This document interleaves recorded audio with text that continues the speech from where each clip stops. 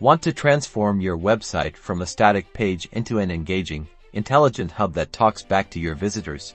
Okay, let's dive into integrating AI into your website first. We need to pick an AI platform that offers chatbot or natural language processing and NLP capabilities. Many services offer pre-built AI models and API access, making it easier to build, train, and manage your AI interactions. You can choose one best suited to your needs and your current website setup.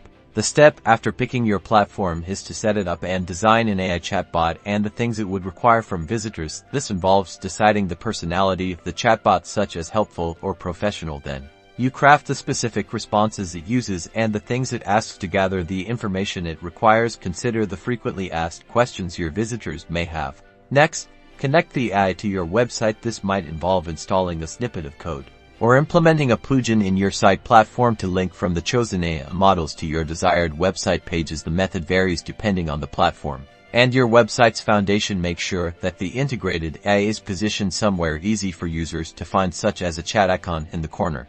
Post-integration, it's crucial to test and iterate. Try out the AI's responses, analyze user interactions, and refine its answers and queries based on the data. Continue to update and adapt your AI to give visitors the best experience, and watch engagement and conversion soar.